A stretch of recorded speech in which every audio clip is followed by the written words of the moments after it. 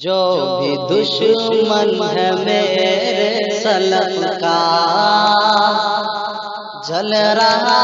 تھا جلا ہے جلے گا۔ حامدا و مصلیا اما بعد، فاعوذ باللہ من الشیطان الرجیم، بسم اللہ الرحمن الرحیم۔ یوم یفر المرء من اخیہ و امہ و ابیہ و صاحبتہ و بنیہ لکل امرئ منہم یومئذ شأن یغنیہ۔ اللہ سبحانہ و تعالیٰ کی توفیق سے آج کی نماز تراویح میں سورۃ النازعات سے سورۃ الناس کی تلاوت کی گئی۔ گویا کہ اس رمضان میں مکمل 30 پارہ 29ویں رمضان تک یا 29ویں تراویح تک مکمل کی گئی۔ اللہ رب العالمین کا بے پایہ شکر اور احسان ہے کہ اللہ نے توفیق دی۔ بس اللہ رب العالمین ہمارے سننے اور سنانے کو قبول فرمائے، اور اللہ رب العالمین اس کا بہترین اجر اور بہترین صلہ بروز قیامت عطا فرمائے، آمین۔ ہر روز ایک پارہ پڑھا جانا یقیناً ضروری نہیں ہے، لیکن اگر کوئی پڑھتا ہے تو بہتر ہے، اس وجہ سے کہ رمضان یہ قیام رمضان ہے، اور قیام رمضان کا مطلب ہوتا ہے کچھ لمبا کھڑا ہونا۔ ایک پارہ پڑھنے میں تقریباً 50 سے 55 منٹ یا اس سے بھی زیادہ 1 گھنٹہ کا وقت لگتا ہے، اس سے تو زیادہ وقت نہیں لگتا ہے۔ اور اگر ہم 8 رکعت میں 1 گھنٹہ بھی نہیں کھڑے ہوں گے، اور 1 گھنٹے کو 8 رکعت گویا کہ 15 منٹ میں 2 رکعت کا قیام اور 1 رکعت 7.5 منٹ کا، اگر 7.5 منٹ ہم 1 رکعت میں نہیں کھڑے ہوں گے تو اس کا قیام نام بھی نہیں رکھا جائے گا۔ لہٰذا انسان کو کوشش کرنی چاہیے کہ مکمل قرآن 29 یا 30 رمضان میں ایک مکمل ہو جائے تو یہ بہتر ہے۔ اور اس حدیث سے بھی پتہ چلتا ہے جس حدیث میں اللہ کے رسول صلی اللہ علیہ وسلم کے بارے میں آتا ہے کہ جبریل امین آتے تھے اور آ کر کے ہر روز ایک پارہ کا دور کراتے تھے۔ بہرحال اما پارہ میں اللہ رب العالمین نے بہت ساری نصیحتیں رکھی ہیں، انسان کی زندگی پیدائش سے لے کر کے کس طریقے سے انسان پیدا ہوتا ہے، اور پھر اللہ رب العالمین اس دنیا کو کس طریقے سے ختم کرے گا، اور پھر اس کے بعد اللہ رب العالمین حساب و کتاب کس طریقے سے کرے گا، میدان محشر کس طریقے سے وہ میدان محشر قائم ہوگا، پھر کس طریقے سے حساب و کتاب کیا جائے گا، جنتی جنت میں کس طریقے سے جائیں گے، جہنمی جہنم میں کس طریقے سے جائیں گے، اللہ رب العالمین نے تفصیل کے ساتھ اس سورت کے اندر یعنی اما پارہ کے اندر بڑے ہی اچھوتے انداز میں بیان کیا ہے۔ یہی وجہ ہے کہ اللہ کے رسول صلی اللہ علیہ وسلم سے پوچھا گیا ایک مرتبہ کہ اللہ کے رسول صلی اللہ علیہ وسلم آپ ذرا عمر دراز کیسے ہونے لگے، آپ کمزور کیوں نظر آ رہے ہیں؟ تو اللہ کے رسول صلی اللہ علیہ وسلم نے 2 سورتوں کا نام لیا تھا اور کہا تھا کہ ان 2 سورتوں نے مجھے کمزور کر دیا ہے، جو اما پارہ کے اندر ہے۔ ان میں سے ایک سورت سورۃ التکویر اور دوسری سورت سورۃ الانفطار۔ اور اللہ کے رسول صلی اللہ علیہ وسلم نے فرمایا کہ اگر کوئی انسان قیامت کو اپنی آنکھوں سے دیکھنا چاہتا ہے تو ان 2 سورتوں کی تلاوت کرے، یعنی سورہ تکویر اور سورہ انفطار، کیونکہ اللہ رب العالمین نے ان 2 سورتوں میں قیامت کس طریقے سے قائم ہوگی اس کی منظر کو اللہ رب العالمین نے بیان کیا ہے۔ میں نے ابھی جو آپ کے سامنے ایک آیت پڑھی ہے جو سورۃ النازعات کی ہے، بلکہ سورہ عبس کی ہے، اللہ رب العالمین نے فرمایا آیت نمبر 34 35 سے لے کر اگلے چند آیتوں میں کہ یوم یفر المرء من اخیہ، یاد کرو اس دن کو جس دن انسان اپنے بھائی سے بھاگے گا، وَأُمِّهِ وَأَبِيهِ، اور اپنی ماں سے اور اپنے باپ سے، وَصَاحِبَتِهِ وَبَنِيهِ، اور اپنی بیوی اور اپنے بیٹے سے۔ قیامت کے دن اللہ رب العالمین نے کہا کہ قیامت کا دن وہ ہوگا جب نہایت ہی جو قریبی رشتہ دار ہیں وہ ایک دوسرے سے بھاگیں گے۔ اب دیکھیں یہاں پر اللہ رب العالمین نے بھائی کا ذکر کیا، ماں کا ذکر کیا، باپ کا ذکر کیا، بیوی اور بچوں کا ذکر کیا۔ یہ بہت ہی قریبی رشتہ دار ہیں، اس سے قریبی اور رشتہ دار نہیں ہوں گے۔ اس کے باوجود اللہ رب العالمین نے کہا کہ اس دن ایک دوسرے سے بھاگیں گے۔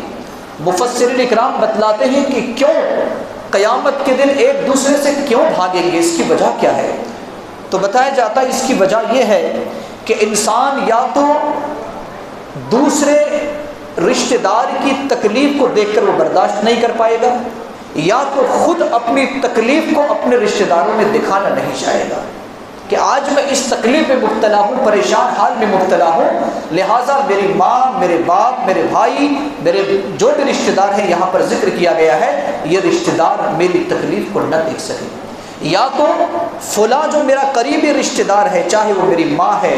میرا باپ ہے، میرا بھائی ہے، بیوی ہے، بچے ہیں، کتنے ہی ان لوگوں سے محبت ہوتی ہے، وہ آج اس پریشان حال میں مبتلا ہے تو میں اس کی پریشانی کو دیکھ کر برداشت نہیں کر سکتا اور میں کچھ کام بھی نہیں آ سکتا، اس وجہ سے وہ انسان وہاں سے بھاگنا چاہے گا۔ اللہ کے رسول صلی اللہ علیہ وسلم کی اس حدیث کو یاد کیجیے، جب آپ صلی اللہ علیہ وسلم نے اپنے تمام رشتہ داروں کو بلایا تھا اور کہا تھا کہ اے میرے رشتہ داروں، پھوپھی سے کہا، چچاؤں سے کہا اور قریبی رشتہ دار سے، یہاں تک کہ اپنے بیٹی فاطمہ رضی اللہ تعالی عنہا سے کہا کہ آج جو کچھ مانگنا ہے مجھ سے مانگ لے، آج میں دے دوں گا، میں اس بات پر قادر ہوں کہ تمہاری خواہشات کو میں پوری کر دوں، لیکن بروز قیامت میں کام نہیں آ سکتا، تم اس کی تیاری خود کر لو کیونکہ تمہارے اعمال وہاں پر کام آئے گا۔ اللہ رب العالمین نے اسی کو یہاں پر ذکر کیا ہے، لِكُلِّ امْرِئٍ مِّنْهُمْ يَوْمَئِذٍ شَأْنٌ يُغْنِيهِ، ہر انسان کو ایک فکر ہوگی جو وہ فکر اسے لگی رہے گی، وہ انسان کسی اور کی طرف توجہ نہیں دے گا۔ اسی لیے ہمیں اور آپ کو چاہیے کہ ہم اور آپ اس کی تیاری کر لیں اور قیامت کی ہم اور آپ تیاری کر لیں تاکہ قیامت کے دن ہمیں اور آپ کو کوئی پریشانی کرنے کا سامنا نہ کرنا پڑے۔ اللہ رب العالمین نے سورہ بروج میں ایک واقعہ نقل کیا ہے جو ہمارے استقامت کے لیے ایک بہترین اور سبق آموز واقعہ ہے۔ اللہ رب العالمین نے کہا قتل اصحاب الاخدود، خندق والے قتل کیے گئے۔ خندق والے کون تھے؟ حدیث پاک کے اندر آتا ہے، صحیح مسلم کی روایت ہے، اللہ کے رسول صلی اللہ علیہ وسلم فرماتے ہیں کہ گزشتہ زمانہ میں ایک بادشاہ تھا اور اس بادشاہ کا ایک کاہن یا جادوگر رہا کرتا تھا، لیکن وہ کاہن یا وہ جادوگر بوڑھا جب ہو گیا تو اس نے کہا کہ ایک ذہین بچہ کو میرے حوالے کرو تاکہ میں اس کہانت اور جادوئی کلام میں اسے سکھاؤں گا، میں اسے بتاؤں گا، میں اسے سکھاؤں گا، ایک ذہین بچے کو تلاش کرو۔ لہٰذا حکومتی سطح پر ایک ذہین بچہ کو تلاش کیا گیا اور پھر وہ بچہ جادوگر کے پاس آتا جو بوڑھا ہو چکا تھا، بالکل اپنی موت کے قریب ہو چکا تھا، اس کے پاس آتا، جادوئی اور کہانت کے کلمات کو سیکھتا، لیکن اس کے گھر اور بادشاہ کے محل کے درمیان میں ایک راہب بھی رہا کرتا تھا جو اس دور کا ایمان والا تھا اور اللہ والا تھا، اللہ کے احکام کے مطابق چلنے والا تھا۔ بیچ میں اس راہب کا گھر پڑتا، یہ بچہ سے ملاقات ہو گئی، لہٰذا اس کے پاس بھی کچھ علم تھا جو بچہ کو سکھاتا تھا۔ بہرحال وہ بچہ اس کے پاس جاتا، پھر محل میں جاتا، اس طریقے سے وہ دونوں علم سیکھتا رہے، اللہ کا علم بھی سیکھتا رہا، جادوئی کلمات بھی سیکھتا رہا۔ ایک دن اچانک راستے سے گزر رہا تھا کہ بڑا ایک موذی جانور راستہ کو بند کیا ہوا ہے، اب لوگ اس پار کے آدمی اس پار نہیں آ پا رہے، اس پار کے آدمی اس پار نہیں جا پا رہے، بڑی پریشانی ہے۔ صحیح مسلم کی روایت، اللہ کے رسول صلی اللہ علیہ وسلم فرماتے ہیں کہ اس بچہ نے کہا کہ آج مجھے امتحان لینے کا وقت آ گیا ہے کہ آیا راہب کی بات، راہب کی تعلیم سچی ہے یا جادوئی کلمات سچی ہیں۔ لہٰذا اس نے ایک کنکر، ایک پتھر زمین سے اٹھایا اور کہا اے اللہ، اگر یہ جادوگر کے کلمات سے راہب کے کلمات تیرے نزدیک زیادہ پسندیدہ ہے، بہتر ہے، تو اس معمولی پتھر سے اس موذی جانور کو تو موت دے دے جس سے لوگوں کی تکلیف دور ہو جائے۔ یہ کلمات کہہ کر کے اس نے اس موذی جانور کو پتھر سے مارا، جس کی وجہ سے اس کی موت ہو جاتی ہے، راستہ کلیئر ہو جاتا ہے۔ اب راہب کے پاس آ کر کے کہتا ہے کہ دیکھیے میں نے ایسا کیا، تو کہا بیٹا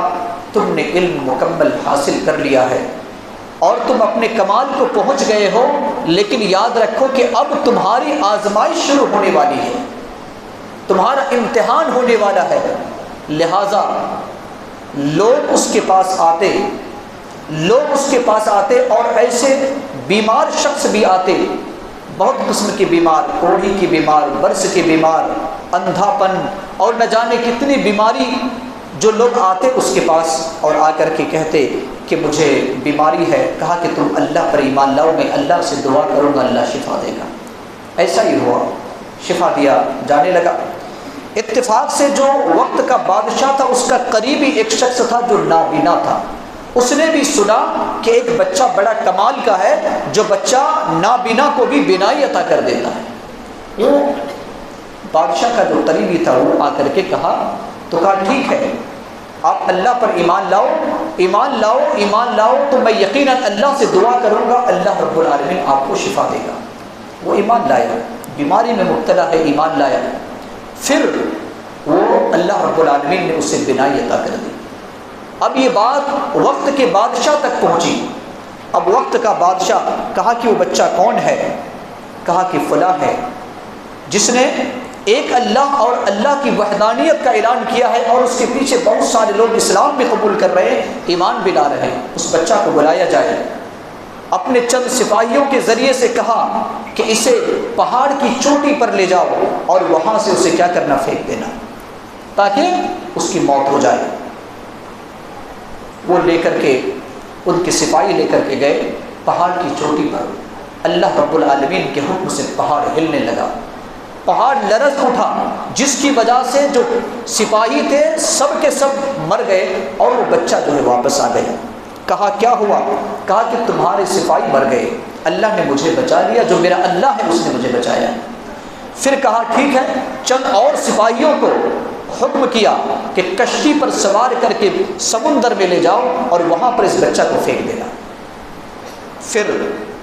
چند سپاہی لے کر کے جاتے ہیں، کشتی پر سوار ہو کر کے سمندر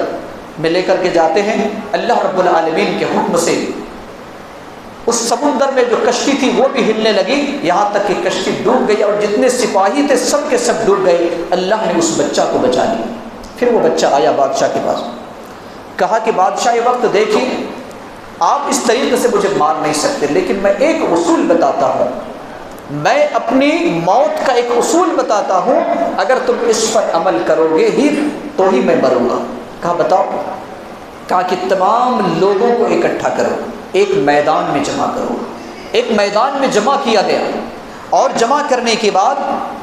کہا کہ یہ کہنا بسم اللہ برب ھذا الغلام، یہ جملہ کہہ کر کے تم مجھے تیر مارنا۔ اب ایسا ہی بادشاہ وقت نے کیا، تیر مارتے وقت اسی جملہ کو اس نے کہا کہ اس غلام کے، اس بچہ کے رب کے نام سے میں مار رہا ہوں۔ اس کا سیدھا ترجمہ ہے کہ اس بچے کے رب کے نام سے میں تیر مار رہا ہوں۔ وہ تیر آ کر کے کن پٹی پر لگا، جس کی وجہ سے اس کی موت ہو گئی۔ اور موت ہونے کے بعد وہاں پر جتنے بھی بڑے جماعت لوگ وہاں پر کھڑے تھے، تمام لوگوں نے اللہ رب العالمین پر ایمان لایا، تمام لوگوں نے اللہ رب العالمین پر ایمان لایا۔ بادشاہ نے کہا کہ میں جس چیز سے ڈرتا تھا وہی بات ہو گئی، لہٰذا ایک خندق کھودی جائے اور جو پوچھا جائے کہ کون اس پر اللہ پر ایمان لاتا ہے، جو بھی اللہ پر ایمان لائے گا اس خندق میں اسے پھینک دیا جائے۔ لہٰذا بہت سارے لوگوں کو اس خندق میں پھینکا گیا، یہاں تک کہ ایک عورت بھی تھی، ایک خاتون بھی تھی جو دودھ پیتا بچہ لے کر کے آئی، وہ ذرا ہچک رہی تھی کہ میں تو کود جاؤں گی، اس معصوم بچے کا کیا ہوگا۔ اللہ کے رسول صلی اللہ علیہ وسلم فرماتے ہیں کہ اس بچے کو اللہ رب العالمین قوت گویائی عطا فرمایا اور اپنی ماں سے کہا کہ ماں آپ حق پر ہو، آپ کود جاؤ، دنیا کا عذاب آخرت کے عذاب سے ہلکا ہے، لہٰذا وہ ماں بھی کود جاتی ہے۔ اللہ رب العالمین نے اسی کو یہاں پر ذکر کیا کہ قتل اصحاب الاخدود، خندق والے قتل کر دیے گئے، اور آگے اللہ رب العالمین نے کہا کہ وما نقموا منهم الا ان يؤمنوا بالله العزیز الحمید، انہیں صرف اس وجہ سے قتل کیا گیا، جرم اتنا تھا کہ انہوں نے اللہ پر ایمان لایا تھا، اللہ کے ایمان لانے کی بنیاد پر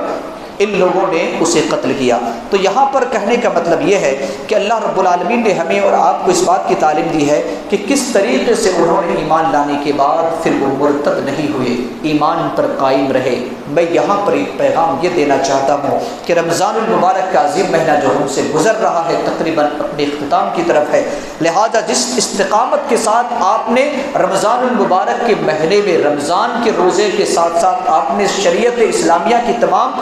احکام کو آپ نے مانا ہے، اب ذمہ داری ہے کہ بچے ہوئے جو ہماری زندگی کے آخری ایام ہے ہم اسی طریقے سے گزاریں۔ اللہ رب العالمین نے سورہ ضحیٰ اور سورہ الم نشرح میں اللہ کے رسول صلی اللہ علیہ وسلم کے 6 بہترین نعمتوں کا ذکر کیا ہے، 6 بہترین نعمتوں کا ذکر کیا ہے۔ اللہ رب العالمین نے فرمایا نبی صلی اللہ علیہ وسلم سے کہ الم یجدک یتیما فآویٰ، اے نبی صلی اللہ علیہ وسلم کیا اللہ نے آپ کو یتیم نہیں پایا اور آپ کو جگہ دی، ووجدک ضالا فہدیٰ، آپ نے بھٹکا ہوا پایا، آپ کو بھٹکا ہوا پایا، اللہ نے آپ کو ہدایت دی، ووجدک عائلا فاغنیٰ، اللہ رب العالمین نے آپ کو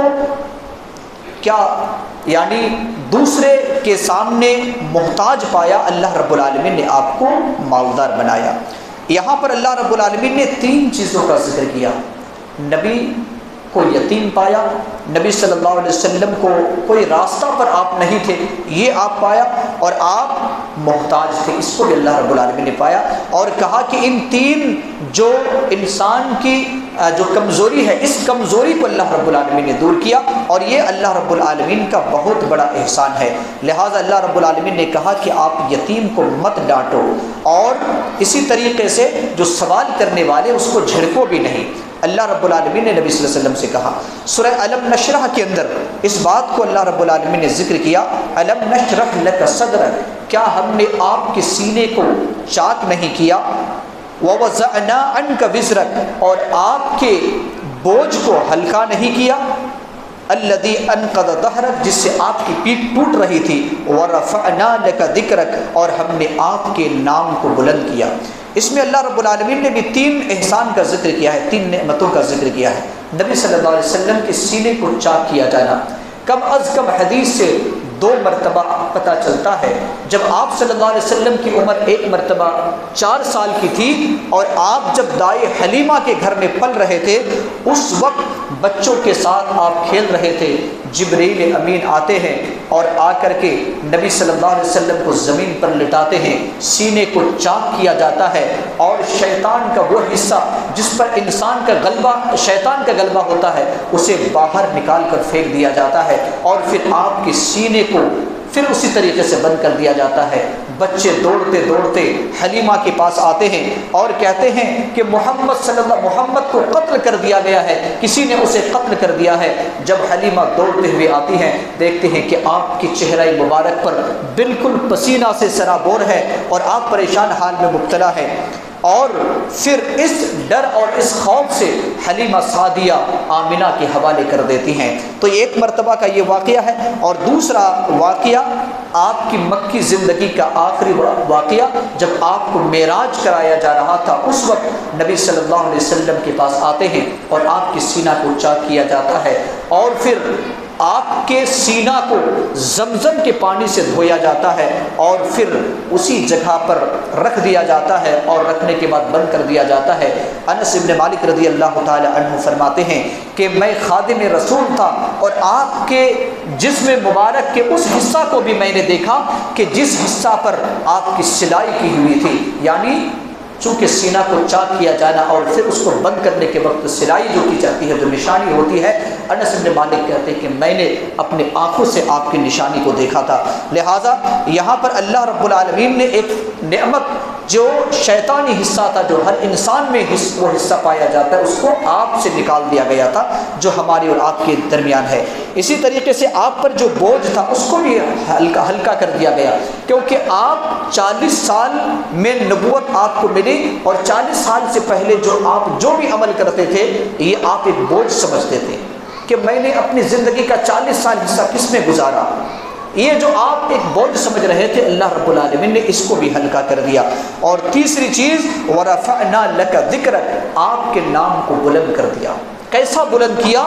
آج ہم اور آپ دیکھتے ہیں کہ جب بھی اللہ کا نام لیا جاتا ہے تو محمد الرسول اللہ کا بھی نام لیا جاتا ہے۔ جب ایک انسان اسلام قبول کرتا ہے تو صرف لا الہ الا اللہ پر نہیں بلکہ محمد الرسول اللہ بھی پڑھنا پڑتا ہے۔ جب آذان ہوتی ہے صرف لا الہ الا اللہ پر بس نہیں، وہاں محمد الرسول اللہ پڑھا جاتا ہے۔ اقامت ہوتی ہے، جب ہم نماز پڑھتے ہیں تو ہم درود پڑھتے ہیں، اس میں بھی محمد صلی اللہ علیہ وسلم کا نام لیا جاتا ہے۔ صرف قرآن کے اندر اور حدیث کے اندر نہیں بلکہ سابقہ جتنی کتابیں تھیں تمام کتابوں میں محمد الرسول اللہ کا نام تھا۔ کوئی ایسے نبی نہیں آئے جس نبی نے محمد صلی اللہ علیہ وسلم کی رسالت اور آپ کے آنے کی بشارت نہیں دی ہے، تمام نبیوں نے نبی محمد صلی اللہ علیہ وسلم کی بشارت دی ہے۔ تو اس طریقے سے اللہ رب العالمین نے آپ کے نام کو بہت ہی بلند کیا ہے، اور اتنا بلند ہے کہ اللہ کے بعد سب سے زیادہ اگر کسی کا نام بلند ہے تو وہ محمد الرسول اللہ صلی اللہ علیہ وسلم کا نام بلند ہے، جس کو اللہ رب العالمین نے کہا وَرَفَعْنَا لَكَ ذِكْرَكَ، اے نبی ہم نے آپ کے ذکر کو بہت ہی بلند کیا ہے۔ آخری بات کہہ کر اپنی بات کو ختم کروں گا۔ سورہ اخلاص جو قرآن مقدس کی اہم صورت ہے، جس صورت کے بارے میں آتا ہے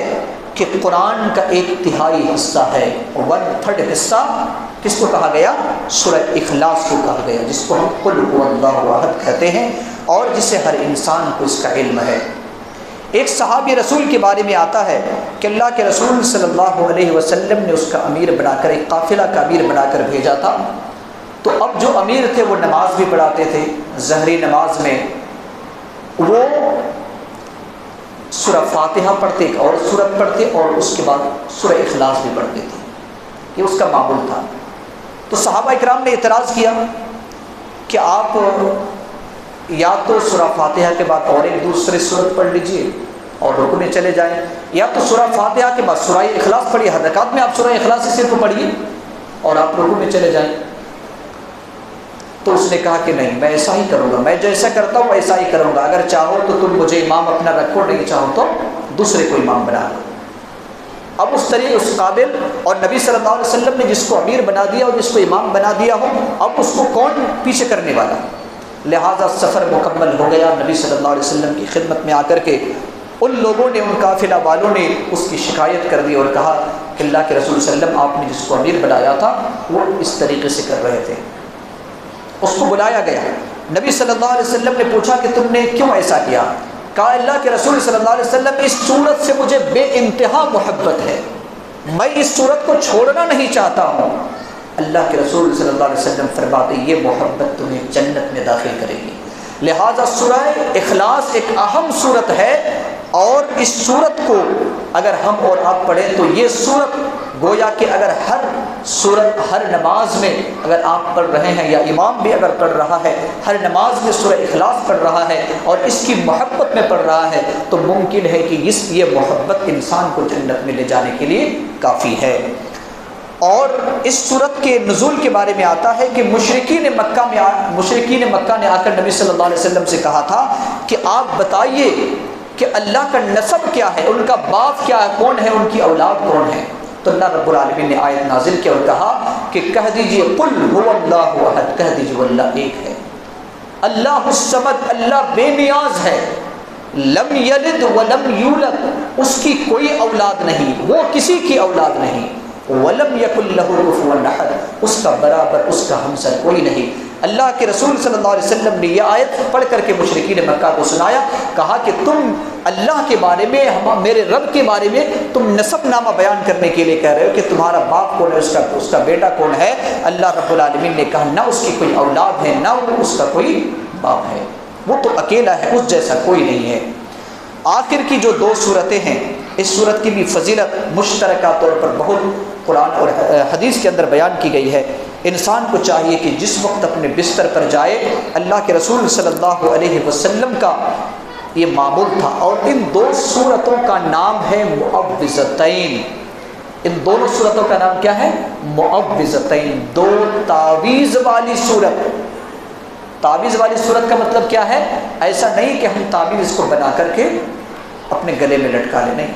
اللہ کے رسول صلی اللہ علیہ وسلم نے بتلایا کس طریقے سے یہ معوذتین ہے، دو تعویذ والی صورت کس طریقے سے ہے۔ اللہ کے رسول صلی اللہ علیہ وسلم جب بھی بستر پر جاتے سونے کے لیے تو نبی صلی اللہ علیہ وسلم کا معمول تھا کہ ان دو صورتوں کو اور سورہ اخلاص کو، تین صورتوں کو آپ ایک ایک مرتبہ پہلے پڑھتے، دونوں ہاتھ میں دم کرتے، اپنے سر سے لے کر کے پورے جسم تک پھیرتے، پھر دو بار کرتے، پھر تین بار، تین مرتبہ آپ صلی اللہ علیہ وسلم کیا کرتے تھے۔ یہ آپ صلی اللہ علیہ وسلم کا معمول تھا۔ اور ایک مرتبہ کا واقعہ ہے کہ ایک یہودی نے نبی صلی اللہ علیہ وسلم پر جادو کیا تھا۔ بہت سارے لوگ جادو کے بھی انکار کرتے ہیں، تو جادو کیا تھا اور آپ صلی اللہ علیہ وسلم سکڑ رہے تھے۔ آپ صلی اللہ علیہ وسلم اتنے دبلے پتلے ہو گئے تھے کہ بیمار جس طریقے سے انسان ہو جاتا ہے،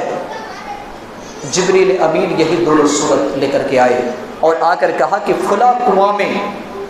ایک یہودی نے جادو کیا ہے آپ کے بال کے ساتھ جادو کیا ہے، لہٰذا نبی صلی اللہ علیہ وسلم حضرت علی کو بھیجتے ہیں کہ فلاں جگہ پر ایک موم کا پتلا ہے اور سوئی ہے اور اس میں کیا ہے، میرا بال بھی ہے۔ حضرت علی رضی اللہ تعالی عنہ جاتے ہیں، اس کنویں میں اترتے ہیں، اور اترنے کے بعد بعض روایت سے آتا ہے کہ اس جادو کا اتنا خطرناک اثر تھا کہ اس کا جو پانی تھا وہ بالکل سرخ ہو گیا تھا، لال ہو گیا تھا۔ وہاں سے اس کو نکال کر لاتے ہیں، پتلا کو نکال کر لاتے ہیں اور نبی صلی اللہ علیہ وسلم کے پاس حاضر کرتے ہیں۔ جبریل امین ایک ایک آیت بتاتے ہیں، 11 آیت ہے دونوں صورت میں، قل اعوذ برب الفلق اور قل اعوذ برب الناس، ان دونوں میں 11 آیتیں ہیں۔ 11 گرہ لگے ہوئے تھے آپ کے بال میں، ایک ایک گرہ کھول رہے تھے، ایک ایک آیت پڑھ رہے تھے،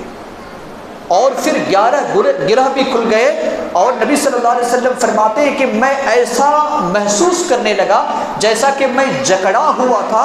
رسیوں میں باندھا ہوا تھا، اور مجھے جس طریقے سے کھول دیا گیا ہے میں اس طریقے سے محسوس کر رہا ہوں۔ جادو کس پر کیا گیا؟ اللہ کے رسول صلی اللہ علیہ وسلم۔ جادو حق ہے، جادو سچ ہے، لیکن جادو کرنے والا کیا ہے؟ کافر ہے۔ اور یہ بھی یاد رکھیں کہ جب آخری نبی جناب محمد الرسول اللہ صلی اللہ علیہ وسلم پر جادو کا اثر ہو سکتا ہے تو ہم اور آپ پر بھی جادو کا اثر ہو سکتا ہے۔ اللہ کے رسول صلی اللہ علیہ وسلم نے جادو